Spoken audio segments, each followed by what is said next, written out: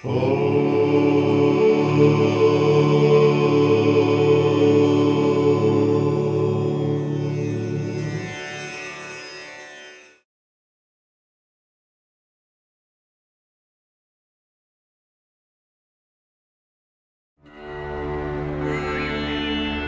की धरती पर अनेक महान विचारक, दार्शनिक और आचार्य हुए हैं, लेकिन उन सब का चिंतन मात्र धर्म या अध्यात्म तक सीमित रहा। किसी ने भी खंड खंड भारतीय समाज को एक करके भारतीयता स्थापित करने का प्रयत्न नहीं किया। राष्ट्र के गौरव और एकता का चिंतन यदि किसी ने किया तो एकमेव महर्षि दयानंद ने।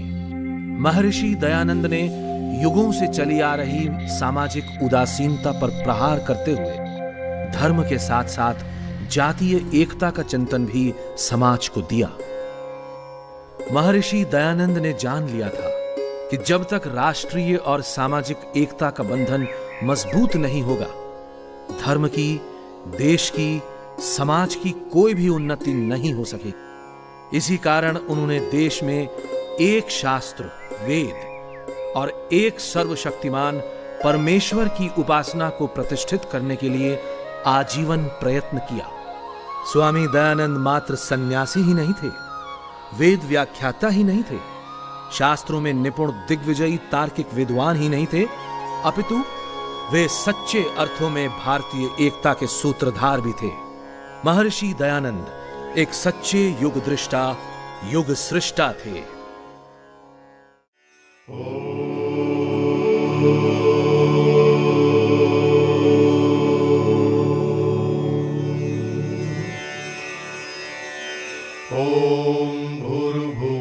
स्वाहा तत्सवितुर्वरेण्यं भर्गो देवस्य धीमहि धियो यो नः प्रचोदयात्।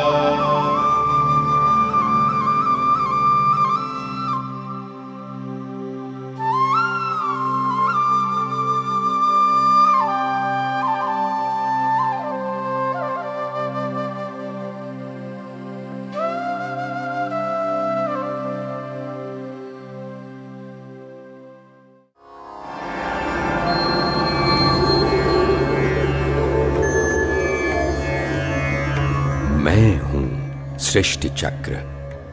मेरे घूमने से ही समय की गति का भी आभास होता है। अरबों वर्षों में मेरा एक चक्र पूरा होता है, जिसमें अनेकों सभ्यताएं जन्म लेती और नष्ट होती हैं। मैंने अपने इस चक्र में भी सैकड़ों सभ्यताएं देखी। मैंने इस आर्यावर्त के स्वर्णिम काल का शिखर भी देखा और पतन का गर्त भी। एक समय दिवस का प्रारंभ यहां वेदों की ऋचाओं से होता था। यहां ऐश्वर्य भी था और शांति भी। दुर्भाग्यवश आर्यावर्त की सभ्यताओं के विनाश का भी मैं मूक साक्षी हूं कि कैसे धर्म यहां क्षीण होने लगा और वासनाएं शक्तिशाली। न्याय का स्थान अन्याय ने ले लिया, धर्म का अधर्म ने, और पुरुषार्थ के आसन पर प्रमाद आसीन हो गया। आर्यावर्त का भविष्य अंधकारमय ही दृष्टिगत होता था कि तभी आर्यावर्त के अंधकारमय क्षितिज पर सौभाग्य का सूर्योदय हुआ, जब काठियावाड़ की मोरबी रियासत में डेमी नदी के तट पर टंकारा ग्राम में एक औदिच्य ब्राह्मण करशनजीत त्रिवाड़ी के घर 12 फरवरी 1824 ईस्वी को एक बालक का जन्म हुआ। बधाई हो, बेटा हुआ है।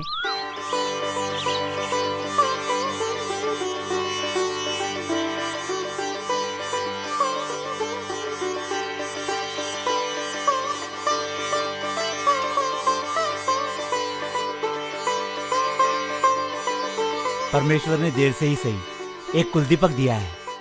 देखो कितना सुंदर है, आपके कुल का नाम रोशन करेगा। बालक का नाम मूलशंकर रखा गया। 5वें वर्ष में पिता ने देवनागरी अक्षर पढ़ाना प्रारंभ किया। ओम ओमापोहिष्ठामयो भुवस्तान ऊर्जे दधातन महेरणाय चक्षसे। 8वें वर्ष में मूल शंकर का यज्ञोपवीत हुआ और उसके बाद यजुर्वेद का अध्ययन प्रारंभ हुआ।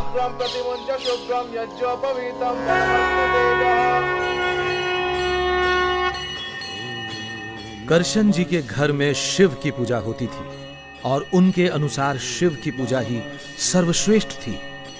वे पुत्र को शिव पुराण की कथा में अपने साथ ले जाया करते। मूल शंकर की अवस्था कोई 14 की होगी। एक शिवरात्रि पर करशन जी ने मूल शंकर को शिव कथा महात्म्य सुनाया और जोर देकर उससे भी व्रत रखवाया और रात को मंदिर में जागरण के लिए अपने साथ लेकर गए। वहां मूल शंकर ने देखा, पिताजी, पिताजी, शिवलिंग पे चूहे चढ़ रहे हैं। चढ़ने दो बेटा, ये तो जानवर है, इन्हें कुछ पता नहीं। तुम आराम करो। लेकिन पिताजी, शिवजी की कथा के महादेव तो चेतन है, वरदान और श्राप देते हैं, नंदी बैल की सवारी करते हैं, फिर चूहे उनके ऊपर कैसे चढ़ सकते हैं? बेटा, आप कलयुग में महादेव के दर्शन कहाँ होते हैं? वो तो कैलाश में रहते हैं। ये शिवलिंग तो उनकी पूजा करने के लिए है, इसी से वो प्रसन्न हो जाते हैं। तुम आराम करो। मैं घर जा रहा हूँ। ठीक है, सैनिकों को साथ ले जाओ और हाँ, ध्यान रहे अपना व्रत न तोड़ना। माँ, प्रसाद और शिवलिंग पर चूहे कूद रहे थे। कूदने दो, आप भोजन करो। लेकिन माँ, चूहे बार बार शिवलिंग पे चढ़ रहे थे और प्रसाद को गंदा कर रहे थे। आज सुबह से कुछ नहीं खाया, आप भोजन करो।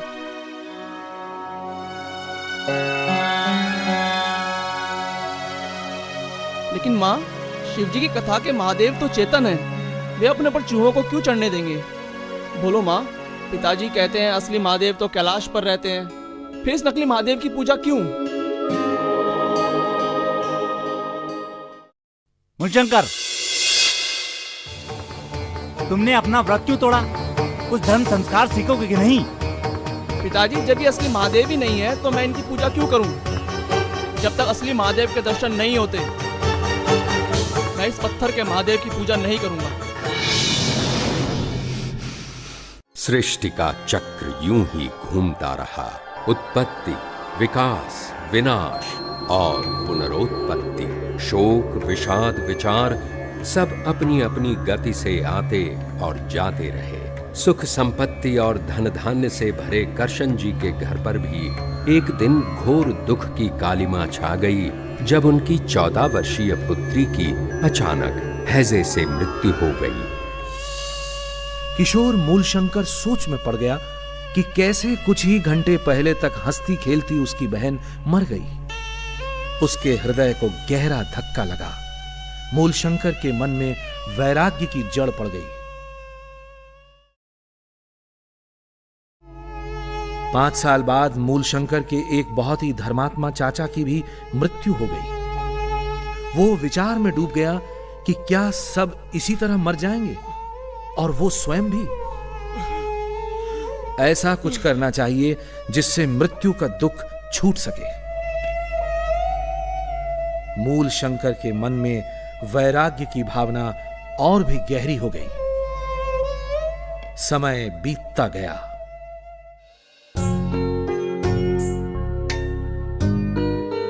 बेटा पूरे 19 साल का हो गया है, अब हमें उसका विवाह कर देना चाहिए। एक अच्छे घर से रिश्ता भी आया है, लड़की बहुत गुणवान और सुंदर है। तुम्हारी क्या राय है? ठीक ही तो है, पढ़ भी बहुत लिया है और हमें कौन सी उसे नौकरी करवानी है। संयोग देखकर बात नक्की करो। मूलशंकर, सुना है तुम्हारा विवाह होने वाला है? हाँ, घर में तो बात चल रही है, परंतु मैं गृहस्थ आश्रम नहीं करना चाहता। मैं तो आजीवन ब्रह्मचारी रहकर योग साधना करना चाहता हूँ। सुन रही हो अपने लाडले के दादे? विवाह नहीं करना है, योगी बनकर मृत्यु पर विजय प्राप्त करना है, घर बार छोड़कर सन्यासी बनना है। हे भगवान! अब एक दिन का भी विलंब करना ठीक नहीं। मैंने कल ही कन्या के पिताजी को यहाँ बुला लिया है और आज से उसकी पढ़ाई लिखाई बिल्कुल बंद। इस पढ़ाई लिखाई के कारण ही तो उसके दिमाग में उल्टा सीधा घुसता है। पिताजी, मेरी काशी जाकर अध्ययन करने की इच्छा है। सुना है वहाँ बड़े बड़े विद्वान और योगाचार्य रहते हैं। कुछ नहीं, आपकी जितनी शिक्षा होनी थी उतनी हो चुकी। अब तक हमने आपकी हर बात मानी और उसका फल भी भुगता। अब और कुछ नहीं। और पढ़कर तुम्हें कोई नौकरी तो करनी है नहीं। बस अब आपका विवाह नक्की कर दिया है। अपनी गृहस्थी संभालो। और जब मूलशंकर ने जान लिया कि उसके माता पिता उसका विवाह किए बिना न मानेंगे, तो वो 21 वर्ष की आयु में संवत 1903 को गुपचुप घर से भाग निकला।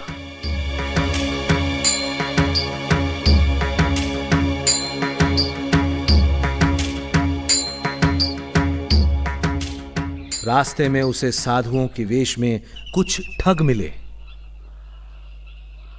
इधर आओ बच्चा। तुम कौन हो बच्चा, और कहाँ जा रहे हो? मेरे मन में वैराग्य की तीव्र भावना है और मैं योग साधना करना चाहता हूँ। इन कीमती वस्त्रों में साधना नहीं हो सकती है। बच्चा अगर सच्चा बैरागी बनना चाहता है तो इन आभूषणों के मोह माया से दूर हो जा। ये कर्ण श्रृंगार, ये मुद्रिका, ये सब योग साधना में बाधक हैं। जिस उद्देश्य की प्राप्ति के लिए मैंने अपने माँ बाप को भी छोड़ दिया, उसी उद्देश्य की प्राप्ति की राह में इन तुच्छ कपड़ों और आभूषणों को रोड़ा नहीं बनने दिया जा सकता।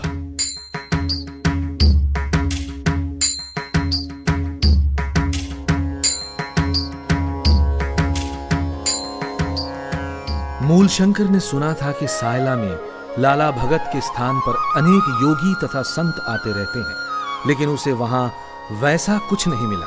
लाला भगत के स्थान पर ही मूलशंकर को एक ब्रह्मचारी मिला और उसने उसे नैष्ठिक ब्रह्मचर्य की दीक्षा दी। मित्र मूलशंकर, आज से आप नैष्ठिक ब्रह्मचारी हुए और आपका नया परिचय होगा नैष्ठिक ब्रह्मचारी शुद्ध चैतन्य।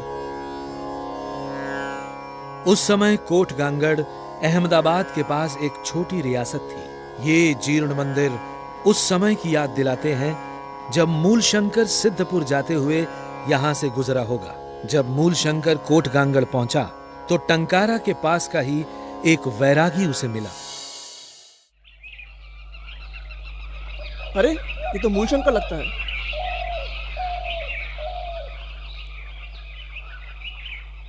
मूलशंकर, तुम यहाँ ये गेरुए वस्त्र क्यों धारण किए हैं? क्या तुमने घर छोड़ दिया है? हाँ, मैंने घर छोड़ दिया है। अब कहाँ जा रहे हो? मैं कार्तिकी के मेले पर सिद्धपुर को जा रहा हूँ। इसके पिताजी को सूचना देनी चाहिए। आपका बेटा मुझे कोट गांगड़ में मिला था। वो सन्यासी हो गया है और कार्तिकी के मेले में सिद्धपुर को गया है। सब तुम्हारे लाड़ प्यार के कारण हुआ है। तुम्हारे कहने से ही हमने उसे आगे पढ़ने दिया, नहीं तो 18 साल में लग्न हो गया होता तो आज ये दिन न देखना पड़ता। सारे जग में हंसी हो रही है, लज्जा से सर झुक जाता है हमारा। हे भगवान, ये कैसा बेटा दिया तूने।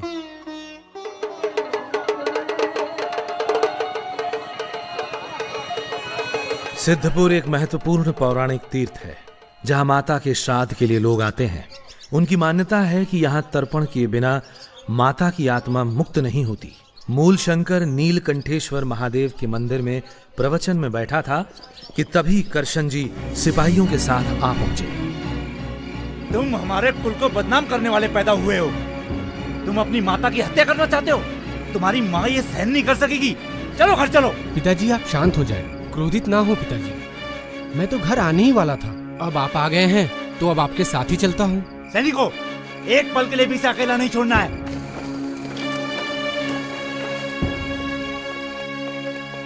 और इस प्रकार करशन जी सिपाहियों के सख्त पहरे में अपने बेटे को लेकर घर की ओर चल पड़े। लेकिन अवश्यंभावी को कौन रोक पाया है। रास्ता बहुत लंबा था और मूलशंकर का निश्चय बहुत ही पक्का।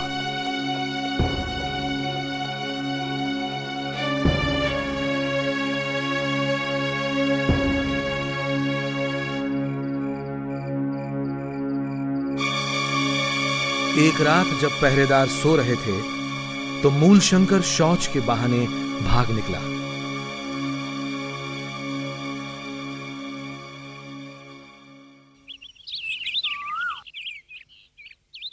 बेटा मूलशंकर, मूलशंकर,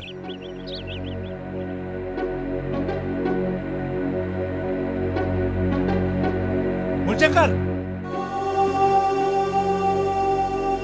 मूलशंकर कहाँ है? और कई कोस चलने के बाद एक वृक्ष के सहारे एक मंदिर की चोटी के पीछे छिपकर बैठ गया। और संध्या होने के बाद मूलशंकर फिर मंदिर से उतरकर अपने रास्ते पर चल पड़ा। बचते बचते चलते हुए मूलशंकर बरोड़ा के चेतन मठ पहुंचा। वहीं उसे पता चला कि आजकल चाणोद करनाली में बड़े बड़े विद्वान रहते हैं। युवक मूलशंकर योगियों की खोज में चाणोद करनाली पहुंचा और वहां पर अनेक योगियों और पंडितों से अनेक विषयों पर वार्तालाप किया। ब्रह्मचर्य आश्रम में रसोई हाथ से बनानी पड़ती थी और अध्ययन में विघ्न पड़ता था। इस विचार से मूलशंकर की संन्यास लेने की इच्छा हुई। इसी चाणोद करनाली नगर में मूलशंकर ने संन्यास की दीक्षा ली। एक दक्षिणी दंडी स्वामी पूर्णानंद सरस्वती जो श्रृंगेरी से द्वारका मठ को जाते हुए वहां रुके हुए थे, उन्होंने ही मूलशंकर को संन्यास की दीक्षा दी। संन्यस्तं मया ओम भुवः संन्यस्तं मया। आज से विश्व आपको स्वामी दयानंद सरस्वती के नाम से जानेगा। चाणोद करनाली में स्वामी जी ने व्यास आश्रम में रहने वाले योगी योगानंद के बारे में सुना और उनसे मिलने व्यास आश्रम चले गए। और योगानंद से स्वामी जी ने योगाभ्यास सीखा। फिर शिनौर में कृष्ण शास्त्री से कुछ समय तक व्याकरण सीखा। उसके बाद उत्तराखंड में और भी ऊंची योग्यता वाले योगियों और साधकों की खोज में स्वामी जी हरिद्वार की ओर चल दिए। संवत 1911 के हरिद्वार के कुंभ में होते हुए स्वामी जी टिहरी पहुंचे। उन्होंने वहां मिलने वाले अनेक तंत्र ग्रंथ देखे। मद्य, मांस, मुद्रा आदि पंचमकारों से मुक्ति होना आदि लेख उनमें देखकर स्वामी जी को बहुत खेद हुआ। स्वामी जी सिद्ध योगियों की खोज में भटकते रहे और जिससे जो मिला योग का ज्ञान प्राप्त किया। स्वामी जी रुद्रप्रयाग, अगस्त मुनि, त्रियुगी नारायण, गौरी कुंड आदि स्थानों को होते हुए केदारनाथ पहुंचे। वहां से तुंगनाथ के पर्वत पर चढ़ गए। तुंगनाथ का मंदिर देखा। तुंगनाथ पर चढ़ना और उतरना दोनों बहुत ही कष्ट साध्य थे, लेकिन यह कष्ट उद्देश्य के सामने तुच्छ था। तुंगनाथ से उतरकर स्वामी जी ओखी मठ पहुंचे। सन्यासी, तुम हमारे शिष्य बन जाओ। मेरे बाद तुम ही यहाँ के महंत बनोगे और ये सारी संपत्ति तुम्हारी हो जाएगी। मैं जिस संपत्ति को ढूंढ रहा हूँ वो आपके पास किंचित भी नहीं है महंत जी। और भ्रमण करते करते स्वामी जी बद्री नारायण आ गए। वहां के विद्वान महंत रावल जी के साथ वेदों व दर्शन पर स्वामी जी का सकारात्मक वाद विवाद हुआ। सिद्ध पुरुषों की खोज करते करते स्वामी जी माना ग्राम होते हुए अलकनंदा नदी के स्रोत की ओर चल पड़े। पर्वत, मार्ग, टीले सब बहुत घनी बर्फ से ढके थे। एक स्थान पर मार्ग ढूंढने के लिए स्वामी जी ने नदी को पार करने का निश्चय कर लिया। ठंड बहुत अधिक थी। नदी में बर्फ के तेज और नुकीले टुकड़े पैरों में चाकू की तरह लग रहे थे। पैरों से खून बहने लगा। पैर सुन्न हो गए, जिसके कारण अपने बड़े बड़े घावों को भी स्वामी जी जान न सके। भूख और प्यास से जब रहा न गया तो स्वामी जी ने बर्फ का एक टुकड़ा खाकर भूख शांत करने का प्रयत्न किया, लेकिन फिर भी स्वामी जी अलकनंदा नदी के स्रोत वसुधारा तक पहुंचे। स्वामी जी को अब तक कोई ऐसा सिद्ध योगी नहीं मिला था जिसकी उन्हें तलाश थी। उनके मन में निराशा का भाव पैदा होने लगा। जिस आशा में मैंने अपना घर बार छोड़ा, माता पिता और कुटुंब को छोड़ा कि बड़े बड़े योगियों का सत्संग करूंगा, योगी बनूंगा, मृत्यु पर विजय प्राप्त करूंगा, जिसके लिए इतने कष्ट उठाए, आपदाएं झेली, मृत्यु के मुंह तक मैं अनेक बार गया। कहां है वे सिद्ध पुरुष? कहां है वे योगी जिनकी खोज में मैं अपना जीवन मिटाने को उद्यत हूं? इस जीवन से तो अच्छा है इसी हिमालय पर अपने प्राण त्याग दूं। लेकिन तभी उन्हें आभास हुआ कि जैसे कोई प्रेरणा कर रहा हो। नहीं दयानंद, निराश होने का कोई कारण नहीं है। क्यों भूलते हो कि इतनी विपत्तियों के बाद भी उस परम पिता ने तुम्हें जीवित रखा है? इसमें अवश्य ही उसका कोई उद्देश्य है। संभवतः वो तुम्हें किसी महान कार्य का निमित्त बनाना चाहता है। दयानंद, निराशा के भाव से बाहर आ। और स्वामी जी ने आत्महत्या का विचार त्याग कर ज्ञानोपार्जन करने का निश्चय किया और पहाड़ों से उतरने लगे। गढ़मुक्तेश्वर में स्वामी जी को एक दिन गंगा में बहता हुआ एक शव दिखा। तंत्र ग्रंथों में वर्णित नाड़ी चक्र की सत्यता जांचने के लिए स्वामी जी नदी में कूद शव को तट पर ले आए और एक तेज चाकू से शव को चीरकर इन पुस्तकों में वर्णित नाड़ी चक्र से तुलना करने लगे। पुस्तक और शरीर में लेश मात्र भी मेल नहीं था। स्वामी जी ने पुस्तकों को फाड़कर शव के साथ ही नदी में बहा दिया। योगियों की खोज में स्वामी दयानंद ने कई साल का समय लगाया। बर्फ से ढके पहाड़ों की दुर्गमता, कठिन चढ़ाई, हड्डियां कपा देने वाली ठंड, वनों की भीषणता, कोई भी बात उन्हें विचलित न कर सकी। भूख, प्यास, प्रलोभन, कोई भी बाधा उन्हें अपने मार्ग से न डिगा सकी। नर्मदा, हिमालय और गंगा पर सिद्धों को खोजते खोजते स्वामी जी काशी पहुंचे और वहां से एक बार फिर नर्मदा के स्रोत की ओर प्रस्थान कर गए। नर्मदा के सुरम्य तटों के साथ साथ चलते हुए स्वामी जी घने जंगलों से गुजरे, जहां उनका सामना भयानक जानवरों से भी हुआ। कई बार कभी बैठकर, कभी पेट के बल रेंगकर, घायल होकर उन्हें कंटीली झाड़ियों से निकलना पड़ा। जंगल, कांटे, जानवर, किसी भी बात की चिंता किए बिना सिद्ध योगियों का अनुसंधान करते स्वामी जी अपने गंतव्य की ओर बढ़ते गए।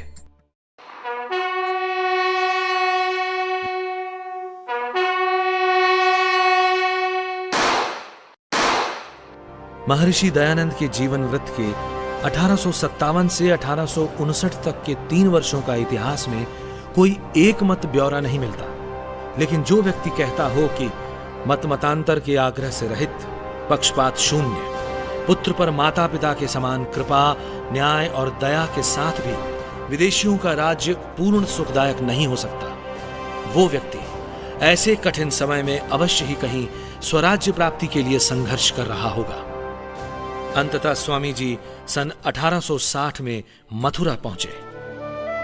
हरिद्वार में ही स्वामी पूर्णानंद जी ने उन्हें व्याकरण मार्तंड स्वामी विरजानंद जी के पास जाने की सलाह दी थी। गले में रुद्राक्ष की माला, शरीर पर भस्म, गेरुए वस्त्र और हाथ में लोटा लिए स्वामी जी एक दिन दंडी विरजानंद जी की पाठशाला में उपस्थित हुए। कौन है? मैं हूं दयानंद सरस्वती।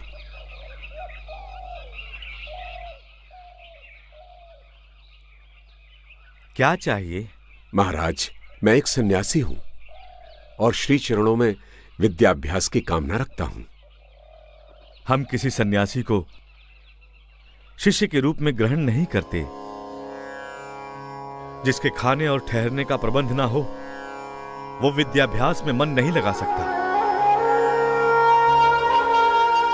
दंडी जी की इस शर्त से निराश हो स्वामी जी यमुना पर किम कर्तव्य विमूढ़ घूम रहे थे कि संयोग से एक सज्जन पुरुष अमरलाल जोशी से उनका परिचय हुआ और उन्होंने स्वामी जी के भोजन का प्रबंध कर दिया। विश्राम घाट पर लक्ष्मी नारायण मंदिर में रहने के लिए एक कोठरी भी मिल गई। श्री चरणों में दयानंद का अभिवादन स्वीकार हुआ आचार्यवर। चिरंजीवी भव। मेरे भोजन और आवास की व्यवस्था हो गई है। चिरंजीव, यदि कोई मनुष्य प्रणीत अनार्ष ग्रंथ तुम्हारे पास हो तो तुम उसे यमुना में बहा आओ, क्योंकि जब तक इन अनार्ष ग्रंथों का प्रभाव तुम्हारे मस्तिष्क पर रहेगा, तब तक आर्ष ग्रंथों का प्रकाश तुम्हारे चित्त में प्रवेश न कर सकेगा। जैसी आज्ञा गुरुदेव। दयानंद, आज मैं जिस आग को चिंगारी के रूप में तुम्हारे मस्तिष्क में स्थापित कर रहा हूं, कल वही चिंगारी एक विराट अग्निपुंज बनकर भारत भूमि के भ्रांत मतों और अंधविश्वास को जलाकर राख कर देगी। और दंडी जी के चरणों में अनेक आर्ष ग्रंथों का सघन अभ्यास प्रारंभ हुआ।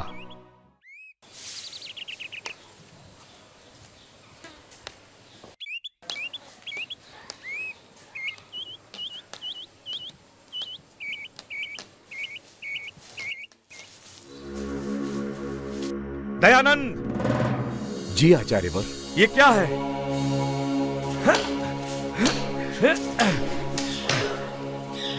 क्षमा करें आचार्यवर। दंडी जी, दयानंद एक सन्यासी है। आपको एक सन्यासी की पिटाई करना उचित नहीं है।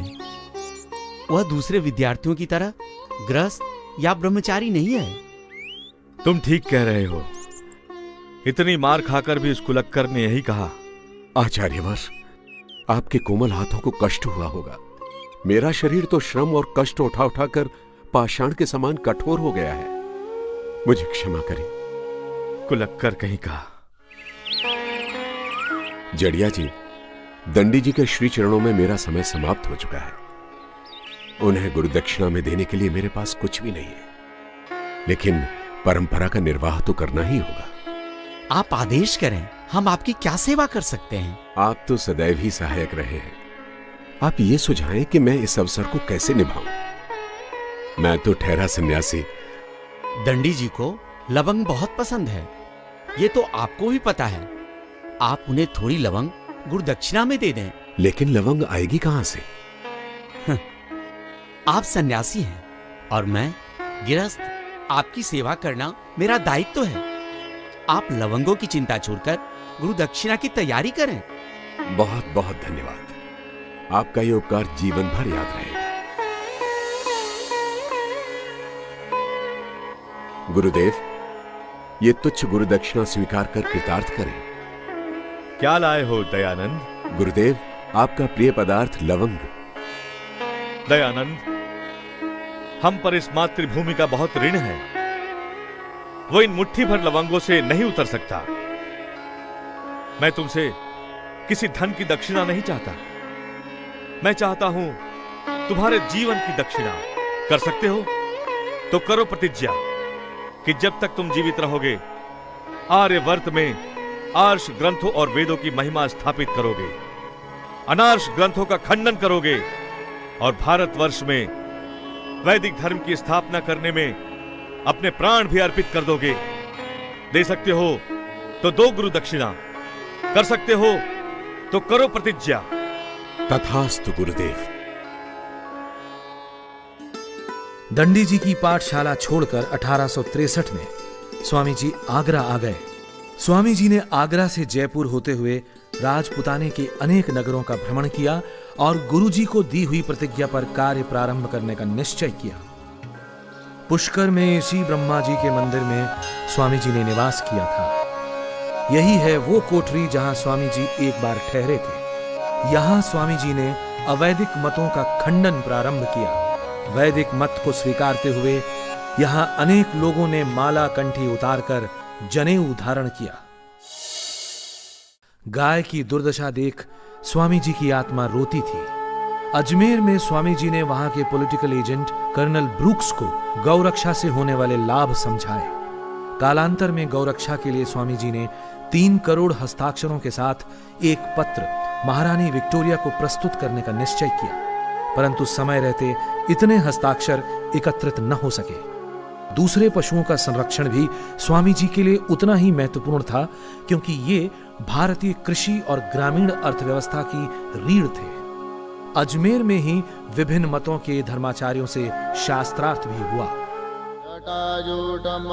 स्वामी जी ने हरिद्वार के 1867 के कुंभ में सप्त सरोवर पर, जो आज वैदिक मोहन आश्रम के नाम से जाना जाता है, धार्मिक पाखंड के विरुद्ध पाखंड खंडनी पताका फहराई और उसके नीचे खड़े होकर जनता को संदेश दिया।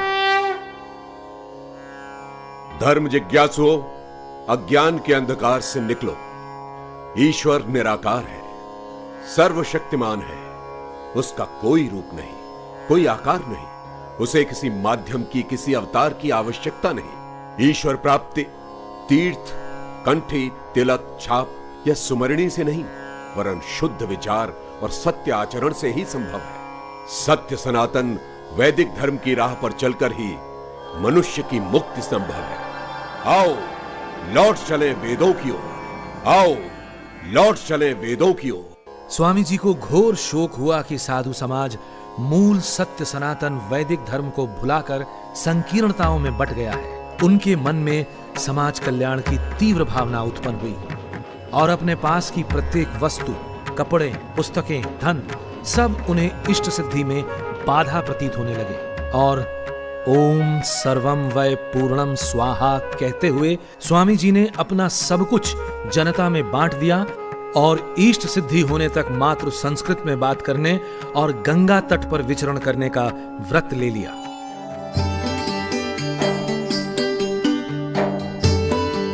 गंगा किनारे अनेक छोटे बड़े नगरों का भ्रमण करते हुए स्वामी जी कर्णवास पहुंचे। हम राव कर्ण सिंह चक्रांकित संप्रदाय के गुरु रंगाचार्य के शिष्य हैं। हम कहाँ बैठे? जहां आपकी इच्छा हो। हम तो यहीं बैठेंगे तुम्हारे पास। बैठो।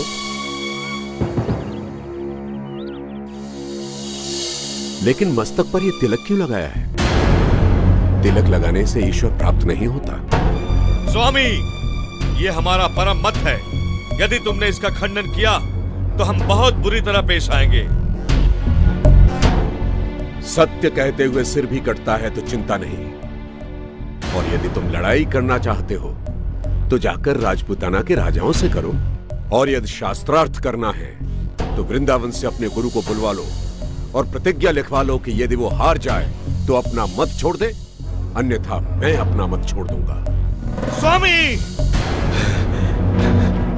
हम चाहें तो इस तलवार को तुम्हारे पेट में घुसेड़ दें, लेकिन हमारा सन्यासी धर्म हमें इसकी आज्ञा नहीं देता।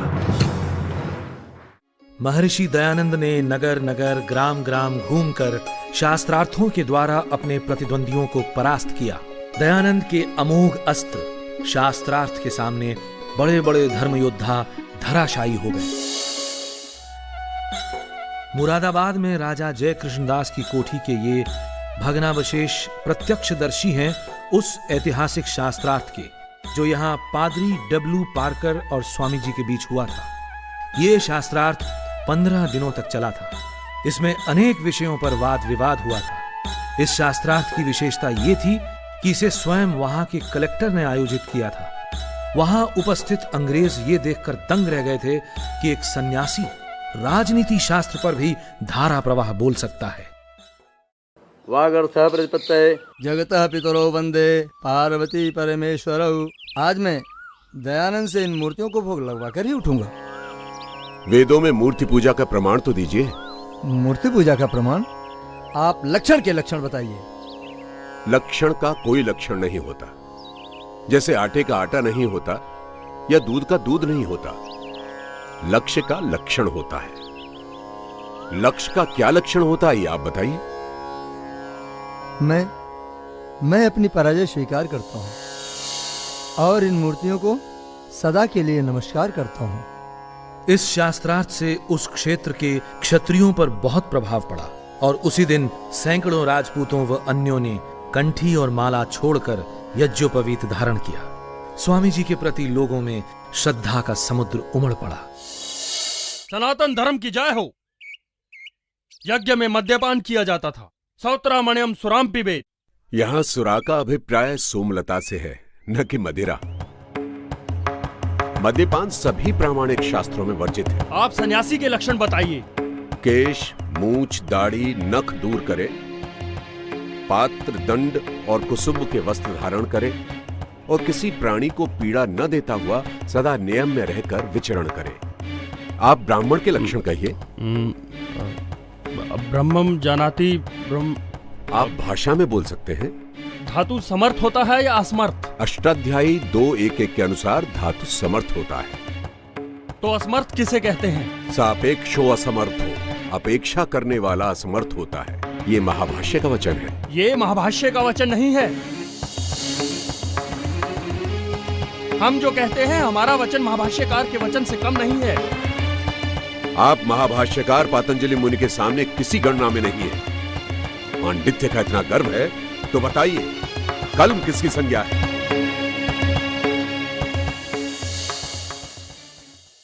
क्या आप महाभारत में विश्वास करते हैं? हाँ। एक भील ने द्रोणाचार्य की मूर्ति बनाकर उसकी पूजा की और शस्त्रों का अभ्यास किया और उसमें विशेष निपुणता प्राप्त की। इससे मूर्ति पूजा सिद्ध होती है। इससे मूर्ति पूजा सिद्ध नहीं होती है। एकलव्य ने यह कार्य अज्ञानवश किया। उसकी शस्त्र निपुणता मूर्ति पूजा का नहीं वरन सतत और सघन अभ्यास का फल थी।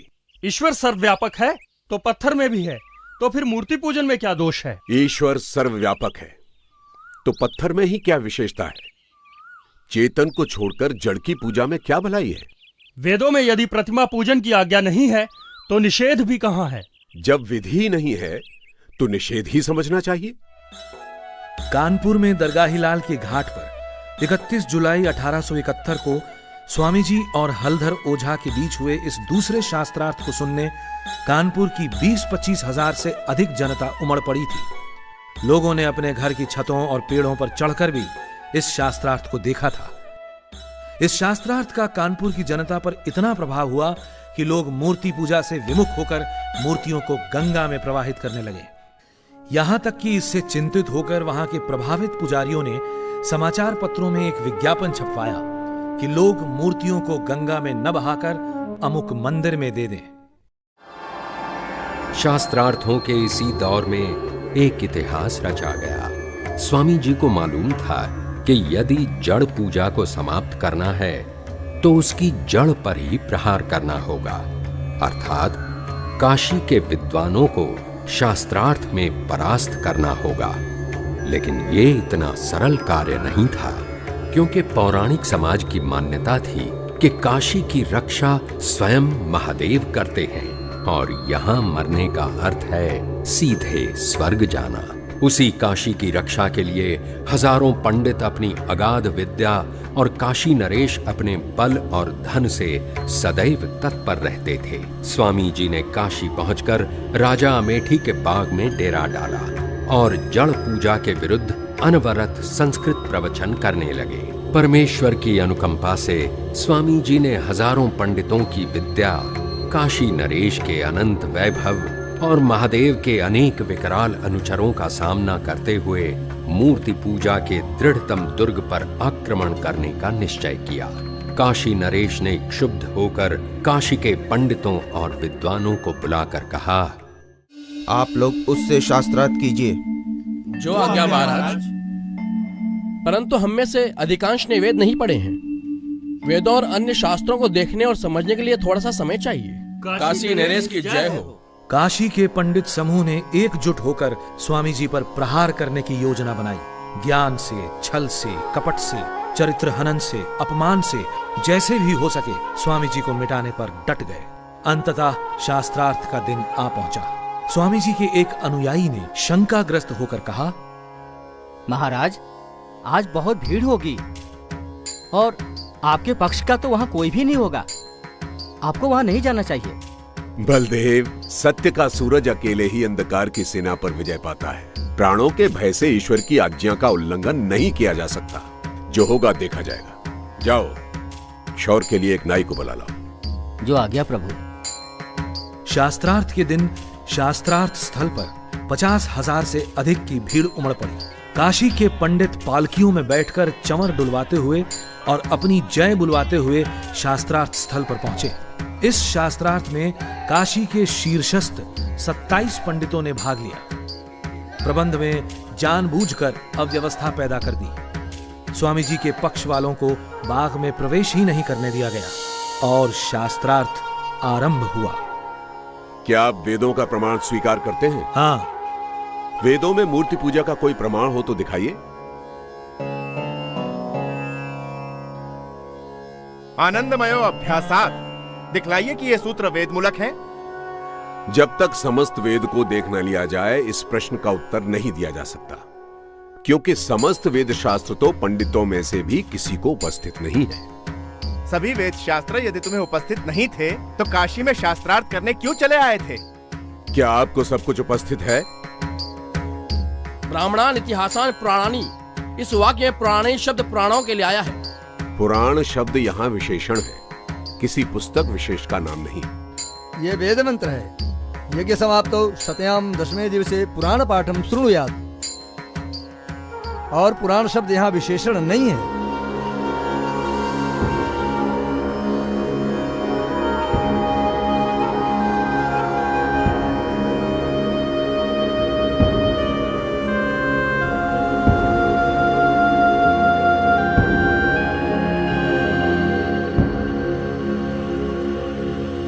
स्वामी जी उस तुड़े मुड़े पुर्जे के अपठनीय लेख को पढ़ने का प्रयत्न कर ही रहे थे कि ओ दयानंद हार गए, दयानंद हार गए। सब कुछ पूर्व निर्धारित योजना के अनुसार किया गया। पंडितों के गुंडों ने स्वामी जी को शारीरिक हानि पहुंचाने का भी पूरा प्रयत्न किया, लेकिन रघुनाथ प्रसाद कोतवाल की तत्परता से उन्हें कोई हानि नहीं पहुंची। उस दिन कौन जीता कौन हारा ये तो ईश्वर जानता है, लेकिन स्वामी जी को आशा थी कि इतने विद्वानों की उपस्थिति में शास्त्रार्थ न्यायपूर्वक होगा।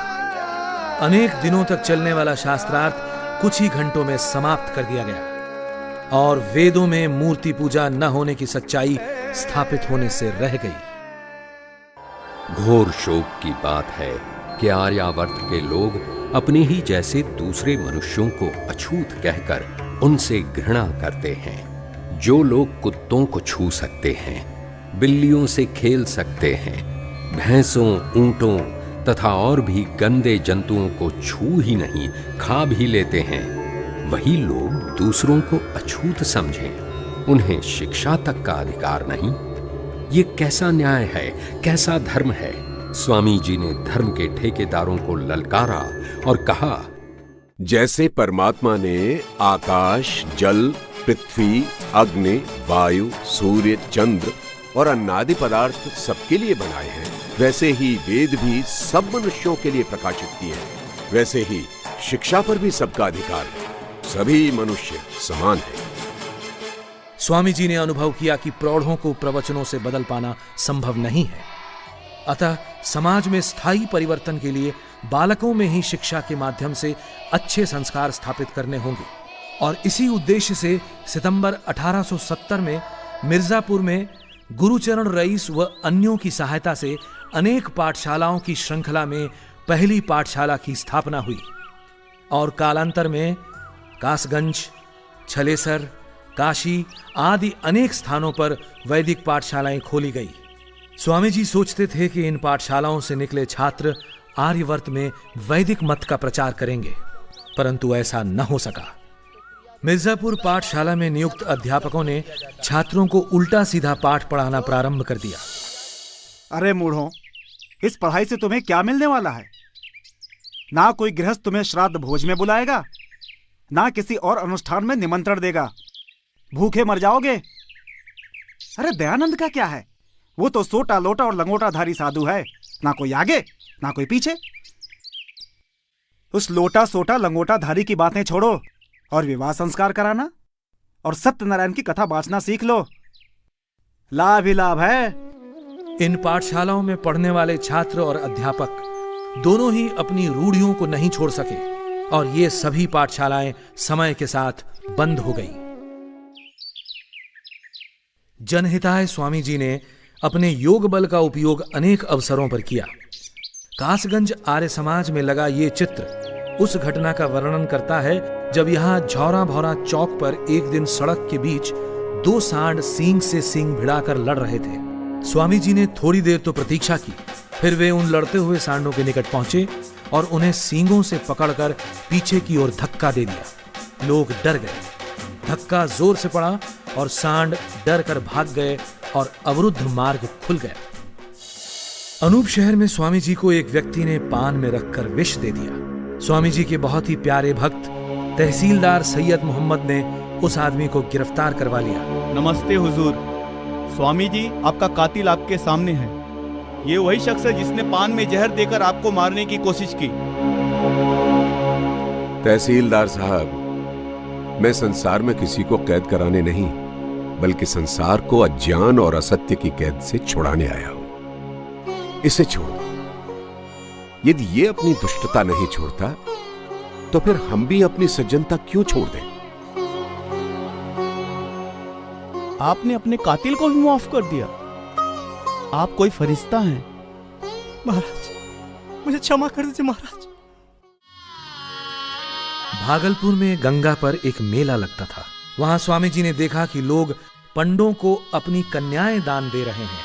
अपने देश में फैली धर्मांधता और अंधविश्वास को साक्षात देखकर स्वामी जी को बहुत संताप हुआ। एक कन्या और एक गाय भैंस में कोई अंतर ही नहीं। अंधविश्वास का ऐसा तांडव। अरे भाई, तुम लोग ये क्या कर रहे हो जो अपना खाना इस गाय को खिला रहे हो? आज स्वामी जी ने भोजन करने से इनकार कर दिया। आज हमारी भी इच्छा नहीं है खाना खाने की। ऐसी भी क्या बात हो गई भाई? आज स्वामी जी ने गंगा तट पर लोगों को अपनी बेटियां पंडों को दान करते देखा है, इसीलिए आज उनसे खाना भी नहीं खाया गया। कितने अच्छे हैं वो, दूसरों के दुख को देखकर दुखी हो जाते हैं। वो चाहते हैं दुनिया से सब बुराइयां दूर हो जाएं। सबको उनका साथ देना चाहिए। हाँ, हम सबको उनका साथ देना चाहिए। कलकत्ता में स्वामी जी कई महीने रहे। यहाँ रहते हुए उन्होंने अनेक शास्त्रार्थ और प्रवचन दिए। कलकत्ता में स्वामी जी का ब्रह्मो समाज के नेताओं से काफी संपर्क रहा। कलकत्ता में ही स्वामी जी ने पूरे वस्त्र पहनना और आर्य भाषा हिंदी में बोलना प्रारंभ किया। 14 वर्ष पहले भी दयानंद मथुरा आया था। तब उसे कोई नहीं जानता था। उसने सुन रखा था कि मथुरा में दंडी विरजानंद की पाठशाला में ज्ञान का झरना बहता है।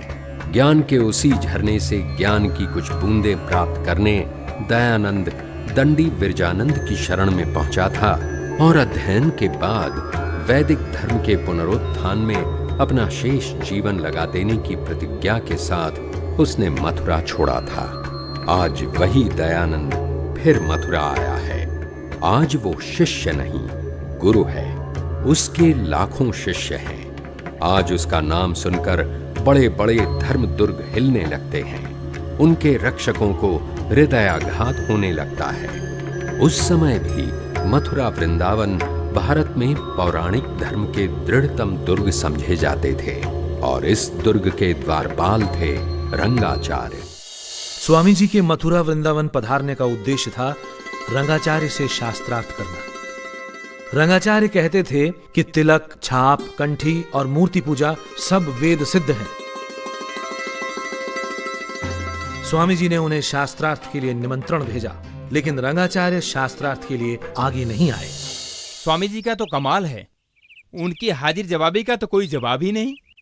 हाँ, एक बार अनूप शहर में एक नाई स्वामी जी के लिए बड़े प्यार से अपने घर से रोटी बनाकर लाया और स्वामी जी ने भी उसे उतनी इज्जत देकर स्वीकार किया। एक आदमी बोला, स्वामी जी ये रोटी मत खाइए, ये नाई की रोटी है। स्वामी जी उलट पलट के उस रोटी को देखने लगे। क्या बात है? और बोले, भाई ये नाई की रोटी कहाँ है? ये तो गेहूं की रोटी है। 1874 में जब स्वामी जी काशी में थे तो स्वामी जी के एक श्रद्धालु राजा जय कृष्णदास ने उनसे आग्रह किया कि महाराज, समस्त जनता तक आपके उपदेश पहुंचे, इस उद्देश्य से आपको अपने विचार पुस्तक के रूप में छपवाना चाहिए, क्योंकि न तो आप स्वयं सर्वत्र जा सकते हैं और न सभी लोग आपके प्रवचनों को स्वयं सुन सकते हैं। और उनके सुझाव पर 12 जून 1875 को स्वामी जी ने सत्यार्थ प्रकाश लिखवाना प्रारंभ किया। स्वामी जी बोलते जाते थे और श्री चंद्रशेखर लिखते जाते थे। सत्यार्थ प्रकाश नामक ग्रंथ 4 महीने से भी कम समय में तैयार किया था। इसमें सैकड़ों ग्रंथों से उद्धरण दिए गए हैं। इस ग्रंथ में मुख्यतः इन विषयों पर ऋषि ने अपने विचार लिखे। परमेश्वर के गुण और स्वभाव पर आधारित नामों की व्याख्या, संतानों की शिक्षा, ब्रह्मचर्य और पठन पाठन की व्यवस्था, सत्यासत्य ग्रंथों के नाम और पढ़ने पढ़ाने की रीति, विवाह और गृहस्थ आश्रम, वानप्रस्थ एवं सन्यास की विधि, राजधर्म, वेदेश्वर विषय, विद्या अविद्या, बंध और मोक्ष, सृष्टि की उत्पत्ति स्थिति एवं प्रलय, आचार अनाचार और भक्ष्याभक्ष्य विषय, देशी और विदेशी मतों पर। स्वामी जी के ऋषि होने का प्रमाण सत्यार्थ प्रकाश से मिलता है, जिसमें उन्होंने 1875 में ही नमक और जंगलात के कानून की अनीति और अन्याय को अनुभव करते हुए अपनी राय दी कि ये दोनों ही वस्तुएं शासन के नियंत्रण में नहीं होनी चाहिए। सत्यार्थ प्रकाश ने अनेक क्रांतिकारियों को देश पर मर मिट जाने की प्रेरणा दी। राम प्रसाद बिस्मिल, शहीद भगत सिंह, चंद्रशेखर आजाद, स्वामी श्रद्धानंद, लाला लाजपत राय, वीर सावरकर, श्याम जी कृष्ण वर्मा और भाई परमानंद जैसे वीरों की एक लंबी सूची है। गुरु को दी हुई प्रतिज्ञा का निर्वाह करते करते स्वामी जी दिसंबर 1874 को मुंबई आ गए। मुंबई में ही श्री गोपालराव देशमुख के आग्रह पर स्वामी जी ने वेद भाष्य लिखने का निश्चय किया। महाराज, एक विनती है। कहिए। आज तक वेदों के जितने भी भाष्य हुए हैं वे आपको मान्य नहीं है, तो फिर सत्य और असत्य का निर्णय कैसे हो? महाराज, आपको इस दिशा में कुछ करना चाहिए। आपको वेदों का एक ऐसा भाष्य लिखना चाहिए जो हर दृष्टि से प्रामाणिक हो। आप उचित ही कह रहे हैं बाबू गोपाल राव, यही समय की मांग भी है। हम वेदों का भाष्य अवश्य करेंगे। धन्यवाद। और स्वामी जी ने ऋग्वेद का भाष्य प्रारंभ किया। अपने भक्तों के आग्रह पर मुंबई में स्वामी जी ने आर्य समाज की स्थापना की। 10 अप्रैल 1875 को गिरगांव रोड पर डॉक्टर माणिक जी की बागवाड़ी में शाम 5:30 बजे आर्य समाज स्थापित हुआ। इस आर्य समाज की स्थापना के रूप में पाखंड और असत्य का अंधेरा दूर करने के लिए जिस एक दीपक का प्रज्वलन हुआ, वो आगे चलकर सहस्त्रों आर्य समाजों की विशाल दीपमाल का अंग बना। मुंबई की जनता पर स्वामी जी के व्यापक प्रभाव से विरोधी हताश होने लगे और मूर्ति पूजा खंडन बंद करने के बदले में उन्हें शिवजी का अवतार घोषित करने का प्रलोभन भी दिया गया। यह बड़ी चिंता का विषय है कि हमारे समाज के सैकड़ों व्यक्ति दयानंद के अनुयायी बनते जा रहे हैं। इसे रोकना होगा। इसके लिए एक ही उपाय दिखता है। वो क्या महाराज? उसे प्रलोभन देना होगा। दयानंद के पास एक प्रस्ताव भेजा जाए। यदि वह जड़ पूजा का खंडन बंद कर दे तो हम सब उसके अनुयायी बन जाएंगे और उसे शिव का अवतार घोषित कर दिया जाएगा। असंभव। जिस अंधेरी खाई से हम इस समाज को निकालना चाहते हैं, हम स्वयं उसी में गिर जाएं? संभव नहीं। सिद्धांतों के साथ समझौता संभव नहीं। न्यायमूर्ति महादेव गोविंद रानाडे और महादेव मोरेश्वर कुंटे के आग्रह पर धर्मचक्र को आगे बढ़ाते हुए स्वामी जी पूना पहुंचे।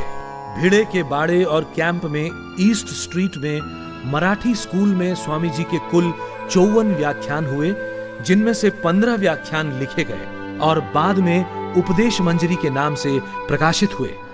पूना का एक पौराणिक वर्ग नहीं मानता था कि वर्ण जन्म पर नहीं बल्कि कर्म पर आधारित है और वेदों पर सबका अधिकार है।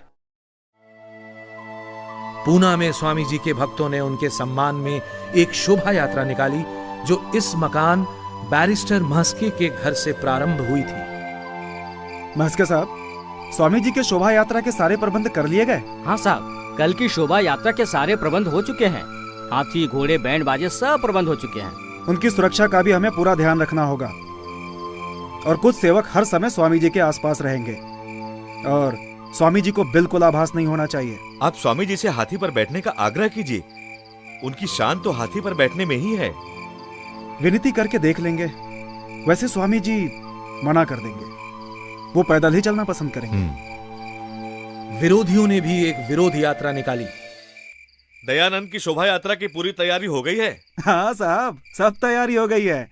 दयानंद गधे का झूल और उसके स्वागत के लिए गोबर, कीचड़, पानी, ईंट वगैरह सब इंतजाम हो गया है साहब। दयानंद जिंदगी भर पूना को याद रखेगा। हमारे गधे का नाम होगा गर्दबानंद सरस्वती। दयानंद की यात्रा के साथ साथ गर्दबानंद सरस्वती की यात्रा भी भीड़े के बाड़े में साथ ही पहुंचेगी। वहां सभी घरों में उनके स्वागत की सारी सामग्री रखवा दी गई है।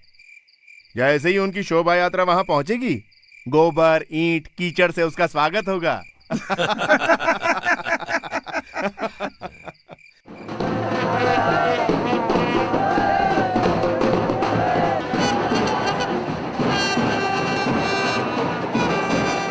दोनों शोभा यात्राएं सायं 7:30 बजे भीड़े के बाड़े पहुंची, जहां स्वामी जी का व्याख्यान होना था।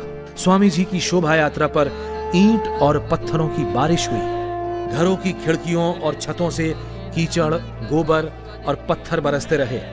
पूना के भक्तों का विश्वास और धैर्य प्रशंसनीय था, जो इस सब के बाद भी हजारों की संख्या में उपस्थित रहे। शाहजहांपुर जिले के चांदापुर गांव के दो जमींदार भाइयों ने आपसी धार्मिक मतभेदों को हमेशा के लिए मिटाने के उद्देश्य से चांदापुर में एक मेला आयोजित किया।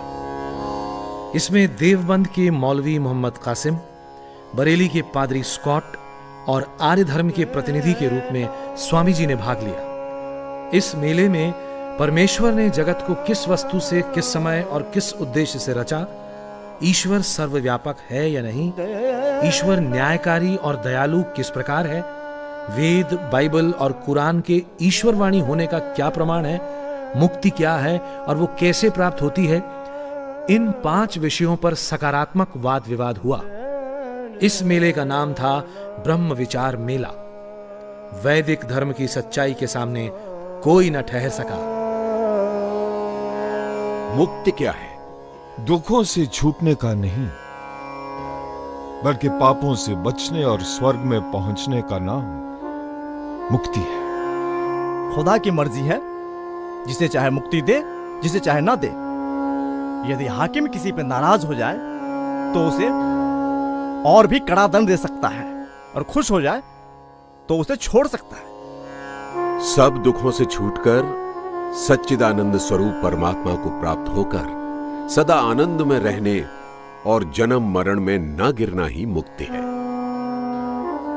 और यह मात्र सत्कर्मों से ही प्राप्त हो सकती है। अच्छा, आप लोग ये बताएं, ईश्वर ने सृष्टि को कब और कैसे बनाया? खुदा ने इस सृष्टि को अपने स्वरूप से बनाया है। कब और कैसे बनाया है, ये सवालात गैर जरूरी है। हमें रोटी खाने से मतलब है, न कि कब पकी, कैसे पकी, कहां पकी। इससे ईश्वर ने सृष्टि को नास्ति से बनाया। उसके बनाने के वर्षों का हमें ज्ञान नहीं।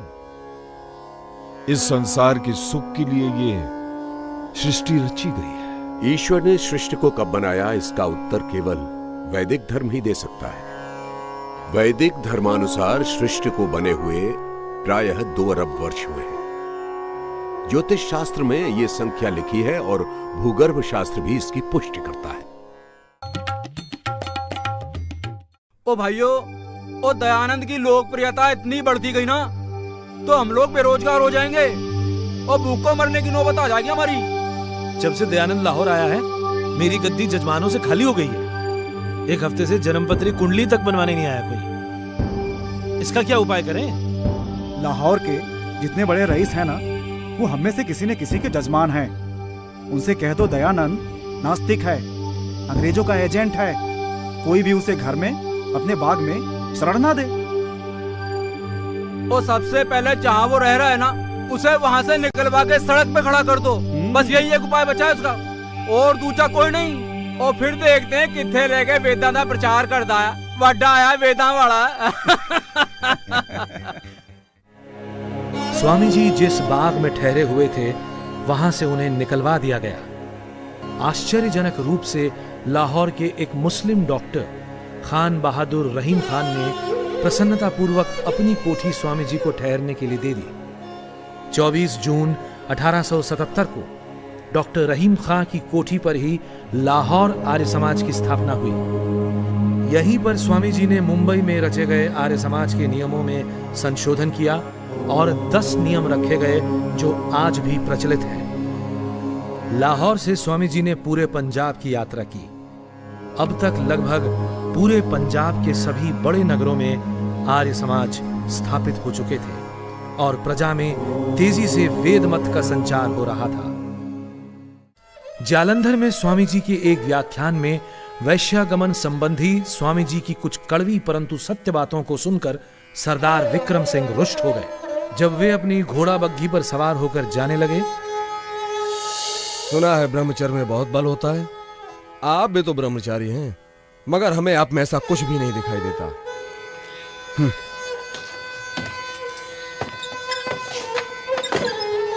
चलो कोचवान।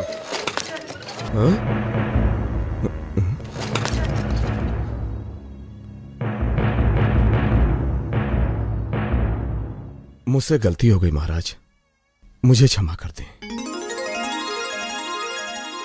रुड़की अंग्रेजी राज्य का छोटा सा सुंदर नगर।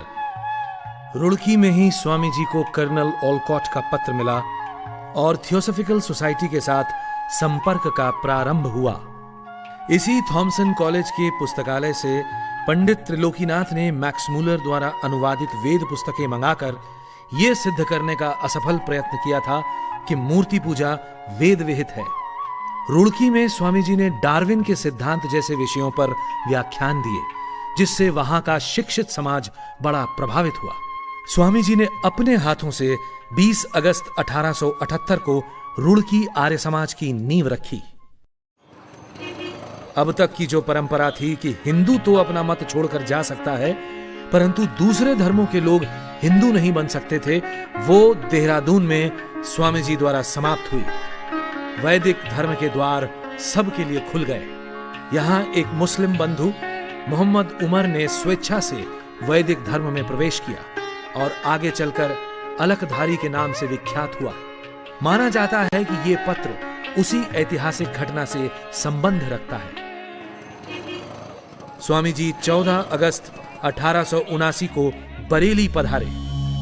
बरेली में स्वामी जी ने अनेक व्याख्यान दिए, जिनमें कलेक्टर, पादरी व अन्य विशिष्ट व्यक्ति शामिल होते थे। बरेली में ही एक बिगड़ैल नास्तिक युवक मुंशीराम महर्षि से मिला।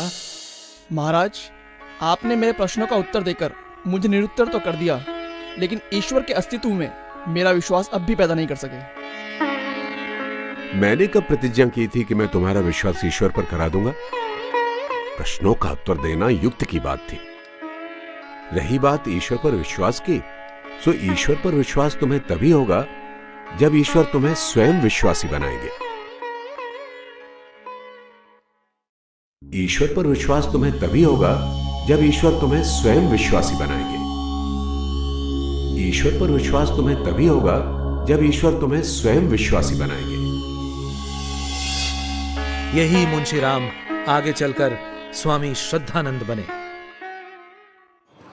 इस स्थान पर कभी बरेली का टाउन हॉल हुआ करता था, जहां 25, 26 व 27 अगस्त 1879 को पादरी स्कॉट के साथ स्वामी जी का बहुचर्चित शास्त्रार्थ हुआ।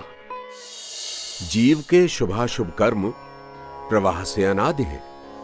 उनका यथार्थ फल देना ईश्वराधीन है। स्थूल और कारण शरीर के बिना जीव सुख दुख का भोग नहीं कर सकता, इसलिए उसका बार बार देह धारण करना आवश्यक है। क्या वे आत्माएं कभी जन्म के चक्र से पार होंगी? क्या पुनर्जन्म केवल दंड भोगने के लिए ही है? क्या ईश्वर मनुष्यों के पापों को क्षमा करता है? परमेश्वर और हमारा राजा प्रजा और पिता पुत्र का संबंध है। वो पापों के लिए अवश्य दंड देता है, परंतु पापों को क्षमा भी करता है। संसार में भी पिता पुत्र को दंड भी देता है और क्षमा भी करता है। दंड देना और क्षमा करना दो परस्पर विरोधी बातें हैं। इससे परमेश्वर न्यायकारी नहीं रहता, क्योंकि न्याय का अर्थ है कि जो जितना और जैसा कर्म करे उतना और वैसा ही फल देना। पापी को क्षमा करने से पाप बढ़ता है, पापी का पाप करने का साहस बढ़ता है। न्याय करना परमेश्वर का स्वाभाविक गुण है, वो इसके विपरीत कार्य नहीं कर सकता। ये बताएं कि परमेश्वर कौन कौन से पाप क्षमा करता है और कौन कौन से नहीं करता। यह तो हम नहीं कह सकते कि कहां तक वो दंड देता है और कहां तक क्षमा करता है। क्षमा से पाप की निवृत्ति कहना ठीक नहीं, और फिर पिता भी पुत्र के सभी पापों को क्षमा नहीं करता। वेदों में कहीं भी पाप का क्षमा होना नहीं लिखा है। अंग्रेजी बोलने वाले वेदों के अर्थ का निर्णय नहीं कर सकते। अदिति का अर्थ पृथ्वी, आकाश, माता, पिता, अंतरिक्ष आदि भी है। ये बरेली का बेगम बाग इलाका है। यहाँ पर स्वामी जी लक्ष्मीचंद खजांची की कोठी में ठहरे थे। स्वामी जी के प्रवचनों में कुछ कड़वी बातों से वहां के कमिश्नर रुष्ट हो गए और उन्होंने खजांची को बुलवा भेजा। हुजूर ने याद फरमाया, लक्ष्मीचंद खजांची, ये दयानंद स्वामी तुम्हारा ही कोठी पर ठहरा है? जी हुजूर। अपने स्वामी से कहो ज्यादा सख्ती से काम ना ले। हम ईसाई लोग तो सभ्य है, वाद विवाद से नहीं घबराता, लेकिन अनपढ़ हिंदू और मुसलमान बिगाड़ उठा तो उसका प्रवचन बंद हो जाएगा। जो हुक्म सरकार। लेकिन खजांची साहब की हिम्मत नहीं हुई कि स्वामी जी को यह संदेश स्वयं दे दे। महाराज जी, कल खजांची साहब को कमिश्नर साहब ने अपने बंगले पर बुलवाया था। ये आपसे कुछ कहना चाहते हैं। तो भाई इसमें सहमने की क्या बात है? कमिश्नर ने यही कहा होगा ना कि अपने पंडित से कहो ज्यादा सख्ती ना किया करे। आप चिंता ना करें।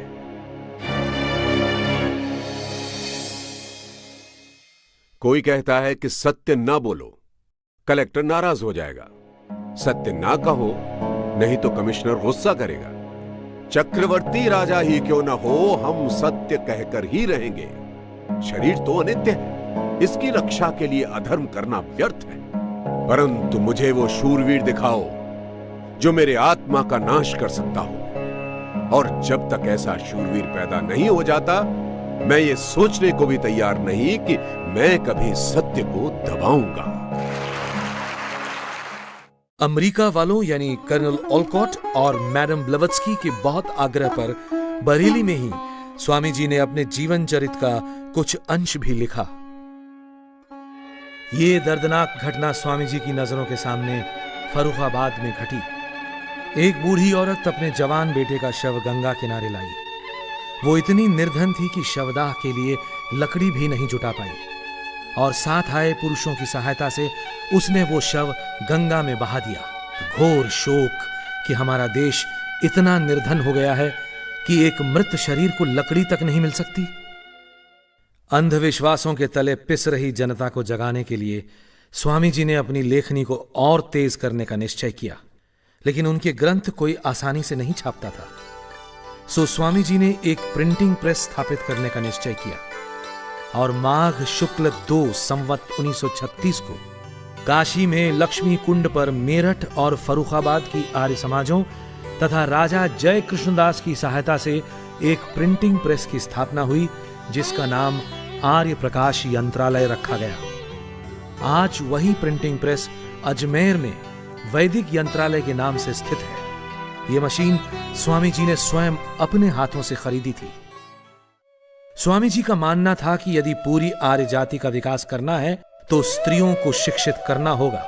बाल विवाह, बाल विधवा, बेमेल विवाह, बहुविवाह आदि सब कुप्रथाओं को रोकने के लिए स्त्रियों में शिक्षा का प्रसार आवश्यक है। इसी उद्देश्य से स्वामी जी ने रमाबाई को मेरठ बुलाया। लेकिन रमाबाई, हम चाहते हैं कि आप आजीवन ब्रह्मचारिणी रहकर देश की महिलाओं में शिक्षा का प्रसार करने का व्रत लें। शिक्षा विहीन नारी के कारण आज राष्ट्र की अधोगति हो रही है। महाराज, मैं आपकी आज्ञा का पालन करने में असमर्थ हूँ, क्योंकि मैं पहले से ही विवाहित हूँ। स्वामी जी की प्रेरणा से ही मेरठ और देश के अन्य भागों में बालिकाओं के लिए अनेकों पाठशालाएं प्रारंभ हुई, और स्त्री शिक्षा के क्षेत्र में ग्राम ग्राम और नगर नगर में एक नई चेतना का संचार हुआ। फूल सिंह, तू अपनी धियाने स्कूल भेज के मेमसा पढ़ावन चला है के?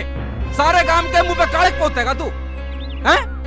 दिखे के पास सुल्ले कान खोल के आज जो तने अपनी लोंडिया को स्कूल से ना काटिया ना, तो जात बिरादरी का नहीं, सारे गांव भर में का हुक्का पानी बंद हो जाएगा तेरा। समझ गया कि नहीं? पंचों की बात सर मत थे जी। स्वामी दयानंद का कहना है कि पढ़ाई लिखाई सबके लिए जरूरी है। हमारी बेटियां भी हमारा अंश हैं। बेटों को पढ़ा लिखा के कलेक्टर बनाओ, जज बनाओ, प्लाट बनाओ, और बेटियां नु जाहिल रखो। बात कुछ समझ में आई नहीं जी? बेटियां नहीं पढ़ेंगी लिखेंगी तो बहू भी थारे घर में जाहिल आवेगी। स्वामी दयानंद की बातों में दम है। पंचो, गांव छोड़ना मंजूर है, पर बेटियों को जाहिल रखना मंजूर नहीं। स्वामी जी के शिष्यों ने स्त्री शिक्षा के लिए अनथक कार्य किया, और देश भर में अनेक महत्वपूर्ण स्त्री शिक्षा को समर्पित संस्थाएं स्थापित की। डीएवी शिक्षा आंदोलन भी स्वामी जी की प्रेरणा का ही स्वरूप है। देश में जात पात को बहुत अधिक महत्ता दी जा रही थी, और हर व्यक्ति अपने जाति सूचक उपनाम से स्वयं को बड़ा और दूसरों को छोटा सिद्ध करना चाहता था। देश की प्रथम जनगणना के समय स्वामी जी आगरा में थे, और वहीं से स्वामी जी ने सभी आर्य समाजों को निर्देश भिजवाया प्रधान जी, कृपया आप अपने सभी सदस्यों से आग्रह करें कि आने वाली जनगणना में अपने नाम के साथ जाति सूचक उपनाम न लगाकर आर्य लिखाएं और अपना धर्म वैदिक धर्म लिखाएं, क्योंकि हिंदू शब्द विदेशियों की देन है और फारसी में हिंदू शब्द के अर्थ चोर, डाकू इत्यादि हैं। आप सभी को आशीर्वाद, दयानंद सरस्वती। स्वामी जी की बात बिल्कुल ठीक है।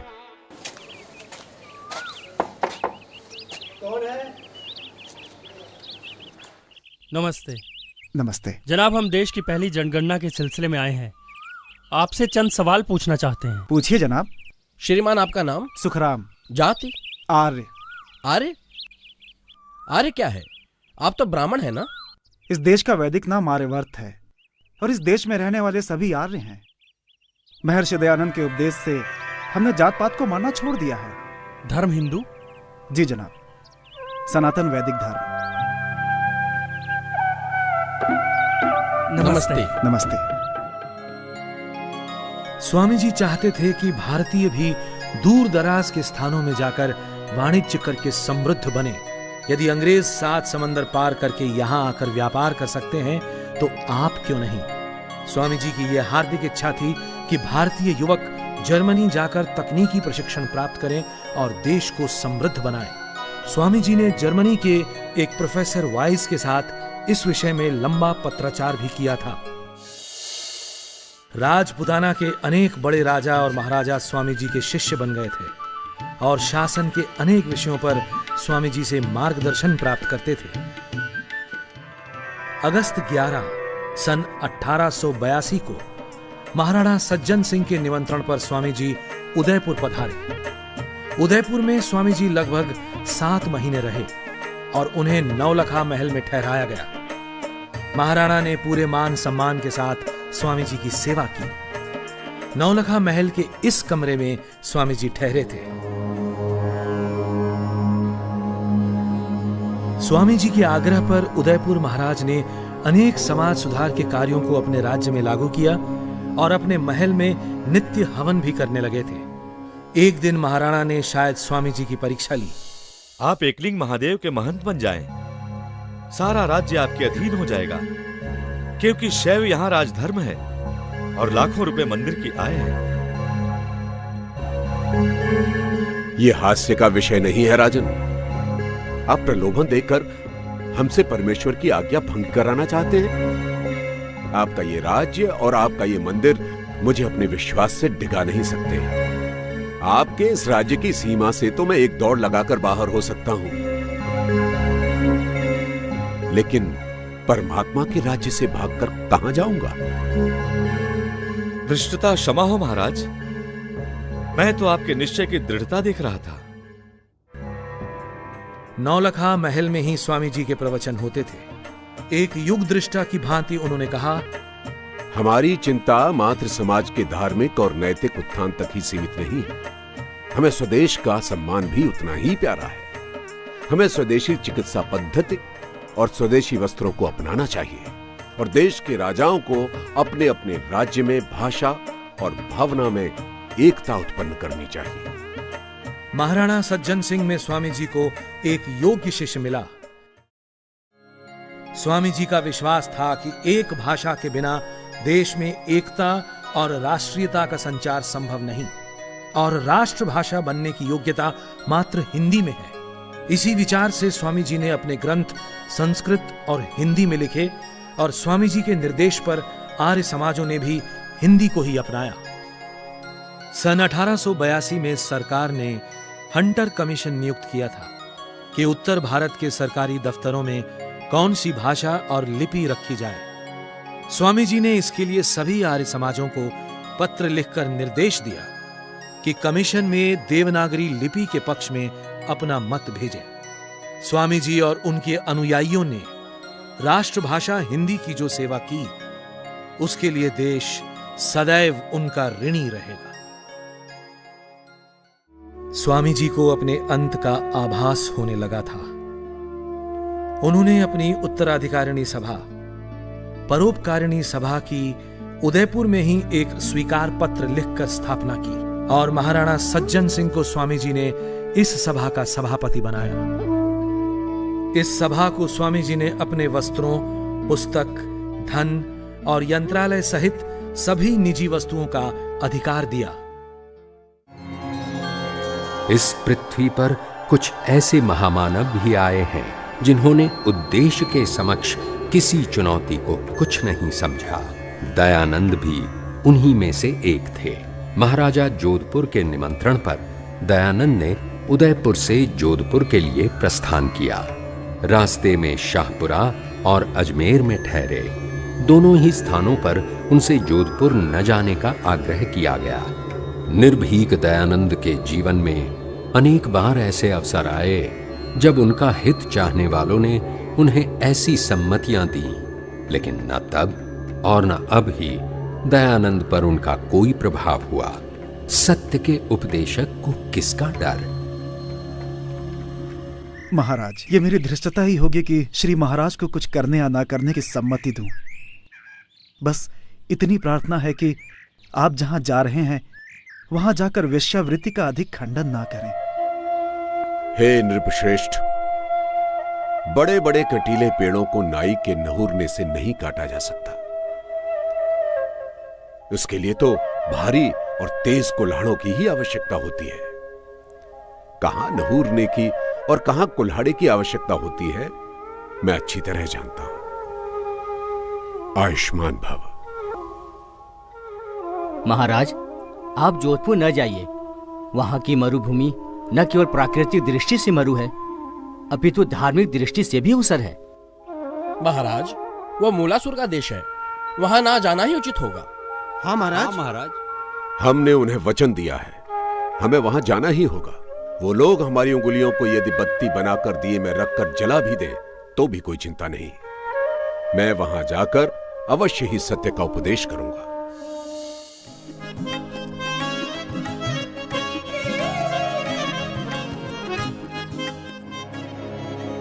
जोधपुर में स्वामी जी को इसी फैजुल्ला खां की कोठी में ठहराया गया था। यहीं पर उपदेश होने लगे। जनता में उनके सिद्धांतों के प्रति अनुराग बढ़ने लगा।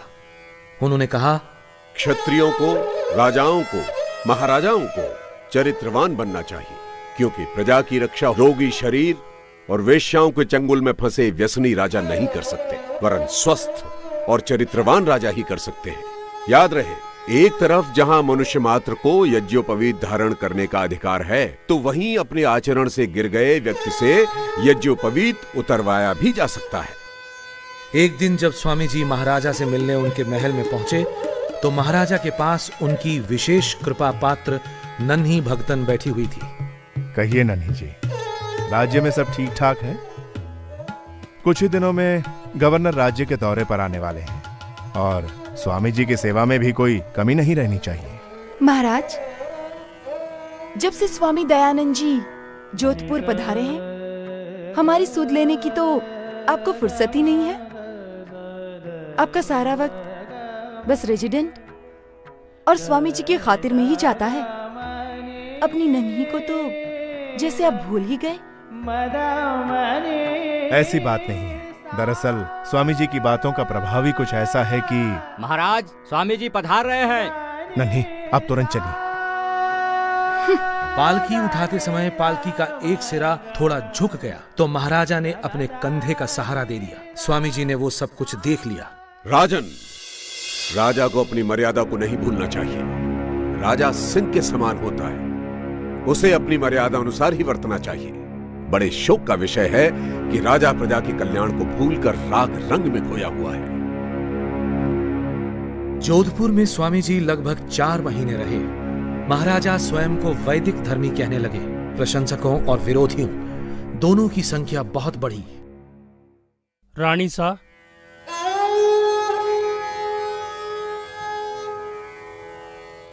आज रात को उस स्वामी के दूध में ये पुड़िया मिलाकर देना है तुझे।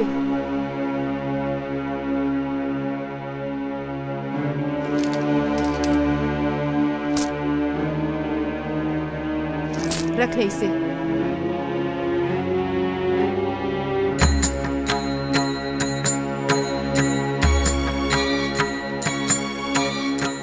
स्वामी जी को राजपुताने के राजाओं महाराजाओं से बहुत आशा थी। गुरु को दी हुई प्रतिज्ञा उन्हें पूरी होती दिखने लगी, लेकिन परमेश्वर को कुछ और ही स्वीकार था। 29 सितंबर की रात को नित्य की भांति उनके रसोइये ने उन्हें दूध पिलाया, लेकिन देर रात उदरशूल के कारण स्वामी जी की नींद टूट गई। उन्हें संदेह हुआ कि उन्हें कोई विषाक्त पदार्थ खिलाया गया है। स्वामी जी ने न्यौली क्रिया करके विष को निकालने का प्रयत्न किया, लेकिन नहीं निकाल पाए। राज्य की ओर से पहले डॉक्टर सूरजमल और फिर अली मर्दान खान ने उनका इलाज किया, लेकिन उपचार के साथ रोग बढ़ता गया। कहीं इलाज में लापरवाही की गई थी या फिर एक षड्यंत्र। पहले दूध में विष और फिर जानबूझकर गलत दवा। 26 अक्टूबर को स्वामी जी अजमेर में भिनाई कोठी में आ गए। तबीयत में कोई सुधार नहीं हुआ। 30 अक्टूबर दीपावली का दिन। अचानक उस दिन स्वामी जी को काफी अच्छा लग रहा था। लगभग 5:30 बजे स्वामी जी ने अपने पास खड़े लोगों से कहा, आप सब लोग हमारे पीछे की ओर खड़े हो जाएं। सामने कोई न खड़ा रहे। सभी खिड़की दरवाजे और रोशनदान खोल दो। आज तिथि क्या है? कौन सा पक्ष और कौन सा वार है? महाराज, कृष्ण पक्ष का अंत, शुक्ल की आदि अमावस्या और दिन मंगलवार है। और स्वामी जी ने कुछ देर ईशोपासना की। ओम य आत्मदा बलदा यस्य विश्व उपासते प्रशिशं यस्य देवा यस्य छायामृतं यस्य मृत्युः तस्मै देवाय हविषा विधेम। हे दयामय सर्वशक्तिमान ईश्वर, तेरी यही इच्छा है, तेरी यही इच्छा है। तेरी इच्छा पूर्ण हो।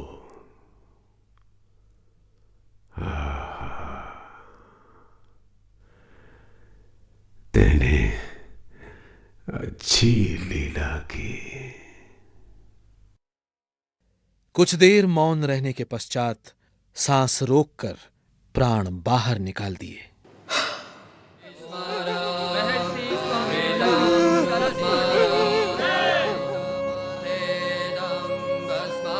स्वामी जी की इच्छा के अनुसार उनका दाह संस्कार ही किया गया।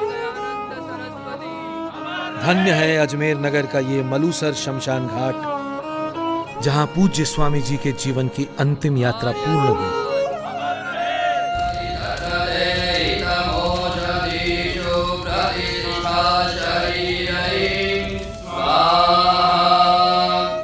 मेरे शव की भस्म खेतों में डाल देना, काम आएगी। हम मंदिरों, मठों और उनमें रखी मूर्तियों के विनाश के समर्थक नहीं हैं। हम तो लोगों के मस्तिष्क में बनी अंधविश्वास की मूर्तियां तोड़ना चाहते हैं, न कि मंदिरों और मठों में रखी हुई मूर्तियां। सारी मानव जाति एक है। हमें किसी धर्म विशेष से द्वेष नहीं। हम तो मानते हैं कि हर धर्म के मूल में शुद्ध मानव धर्म के तत्व हैं। हमने तो सिर्फ धर्म के नाम पर चलाई गई कुरीतियों और पाखंडों का विरोध किया है।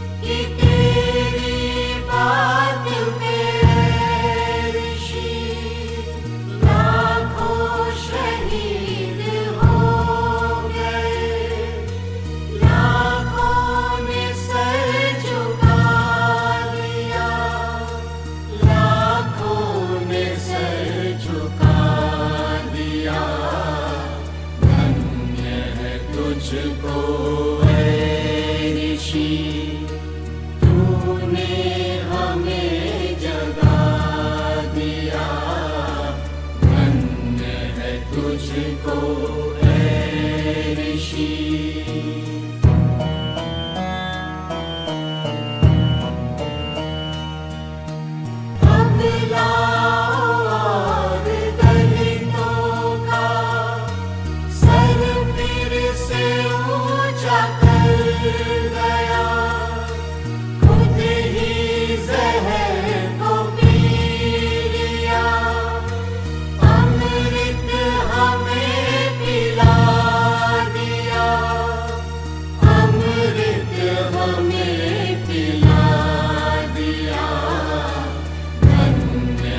तुझको ऐ ऋषि, तूने हमें जगा दिया।